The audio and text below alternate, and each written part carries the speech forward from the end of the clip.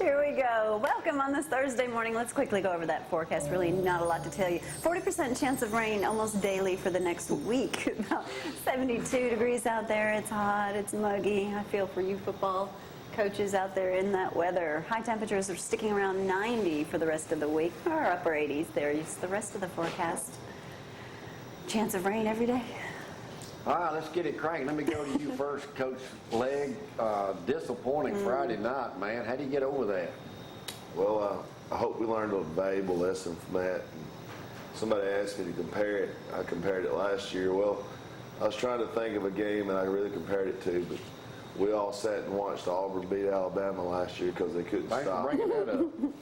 And it all goes back to that for me. I mean, we didn't play with any kind of edge or any kind of. Hey man, give credit to Elmont. They played a great game. Yeah. Coach Pugh, you had a good night.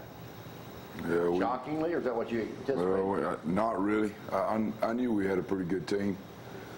Playing James Clemens a week before made a lot of people think we didn't have a good team, but they're pretty good. You sandbagging on them?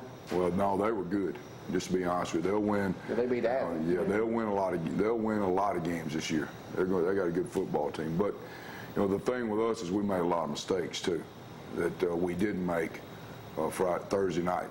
So we just need to continue to get better every week because we've got some big games coming up, and the region still, is going to be tough even without those teams that we had in it last year. So. All right, let's talk about who you got tomorrow night. Pope John Paul, Catholic. Your place? It's at our place. Coach? Lawrence County, Moulton. At Moulton. Zach's already complaining. He won't get back till 11 or 12 o'clock, and he's got to drive to T-Town the next day. He's got to drive because y'all ain't going. Yes, sir. So you ready to bounce back? And Man, I hope so. Now, I want to bring up something that Zach informed me about that I'm kind of upset about. That said that people actually stand on the sidelines and might shout some profanities in your direction. Does that really happen? That's an average night. No, average. Oh, goodness. Grade both of you. That just means you did your job. People, what is it, especially up in Ardmore, Coach, that people don't understand about coaching a bunch of kids? How about coaching Ardmore kids? What they don't understand. It's always a challenge because I don't think we ever go into a game where we out-athlete anybody. We're not going to do it this Friday night. It's a challenge of making the kids understand, when I coached at Tanner High School in the mid-'90s, it was just keep them out of trouble, pull the collars off, go. And now it's almost you got to tell every situation, every scenario has got to be coached up with the kids we have. So there's a lot more to that than just getting out there on a Friday night. Yes, sir. Telling them what to do. Definitely. But why don't they understand that? The people. I have no idea because I've grown up here. I lived here since 1969.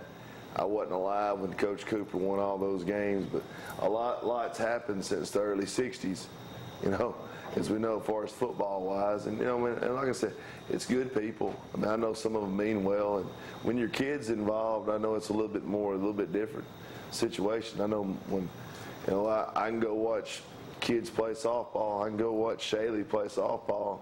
It's different than watching mine play. I get really into it, and I understand that, but they got to also understand of the, first of all, the time we put in to get those guys ready to play.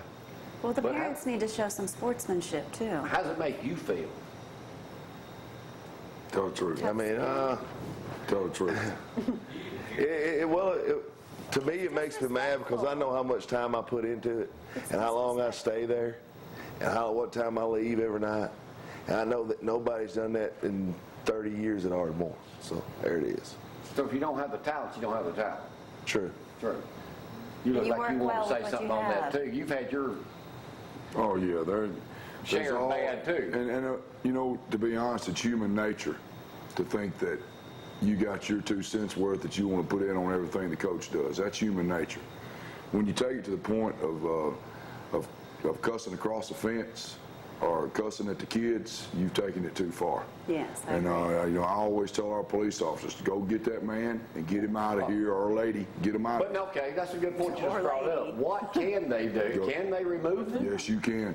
And Under should. what? Under what? Profanity. I mean, that's you got other people there that they're imposing on too. Our kids, if our kids are hearing that on the sideline, I want them gone. We don't turn around and cuss those kids out. We're not going to let parents do it or cuss out the coaches. So if we hear it, we'll get them out of the stadium, and they won't be back. Knowing your personality, You don't want to just ain't it turn kind of around hard and to come up? refrain from? I mean, Clint's a little bit more mild-mannered than you are. Do you not just want to jack slap somebody? Well, I've turned around before, but that's the wrong thing to do. I've walked back the fence and called them out. That's the wrong thing to do. Well, I know it's the wrong thing to do, but it's Human nature too. I've always told our guys, if you can't get them to settle down, just tell them I'm going to go right down there through that door at the end of the game. They can meet me there when it's over with. I bet they all show up too, don't they? Nobody's ever showed up. But, if they do, we'll go in my office and we'll talk about it. That's fine, but that's where you do it. If you want to cuss me, come in my office, cuss me all you want, but don't do it out there in front of all those people. Does anybody ever come in your office and do it? Never. You, Clint? Never. I'm like that too. I'm not good at letting people just.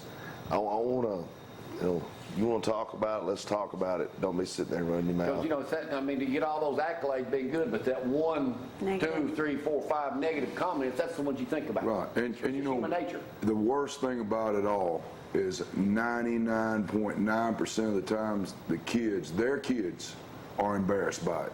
Oh yeah. And if they, it's the parent, that's taking it personal. It's not the kid. The kid knows he messed up.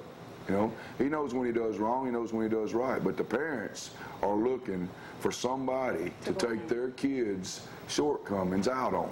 So they're going to throw it on the coach. How'd your kid do the other night? He had a good game. He had a good game. So your team played well, so tell us, how good were they? West Limestone's young.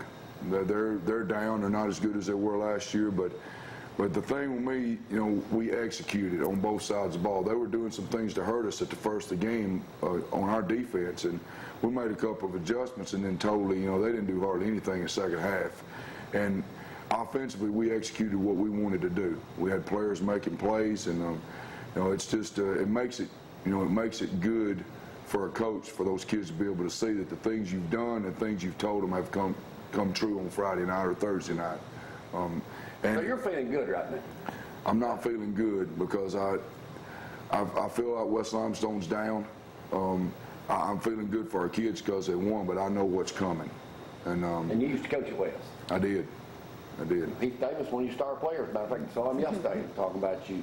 Clint, flip of the coin other side here. You got to be a big letdown. Definitely.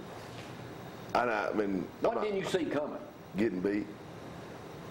I really didn't, and I think I portrayed that too much to our kids. I think, and I tell them anything you do, and if you guys remember any kind of history you study, when the countries get fat and they don't start looking after each other. I mean, what happened to us in 9/11? We got so fat about not paying attention to what's going on. Somebody comes here and somebody calls us to be in shock and scared to death of everything we do now. And we were in the mode of, we're pretty good, we're pretty strong, we ain't got nothing to worry about when they come over and play us. And we never played with any sense of urgency. We never played really hard. I mean, it wasn't. Did they stop us? Not really, but we never stopped them. That's what got us beat. So is it hard to get up for this next game, or that makes it easier to get up for this next game? It was hard to get up. I wouldn't say it was hard to get up Saturday and Sunday and Monday morning.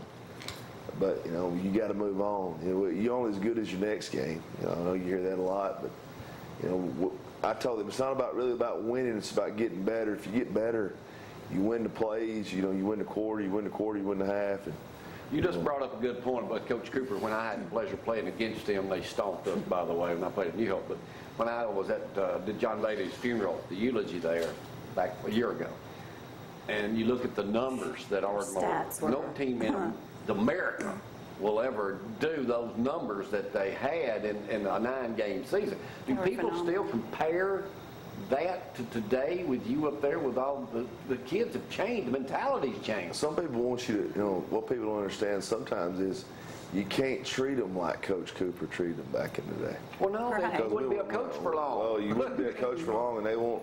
We live in a different. I mean, even It's a different world. I'm not 90 years old, but the things we did and things my dad did to me, as far as this, people don't do that anymore. Just the work ethic. That's right.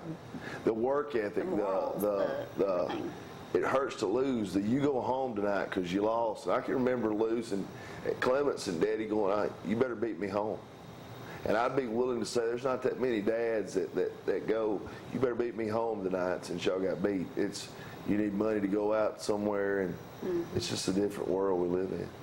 But the parents don't understand that. Now they want you to fix it. Yeah, well, yeah. Some do, some don't. All right, let's switch over a little bit. Let's talk about college football. Alabama, y'all mad? Is it about what you expected? Not mad.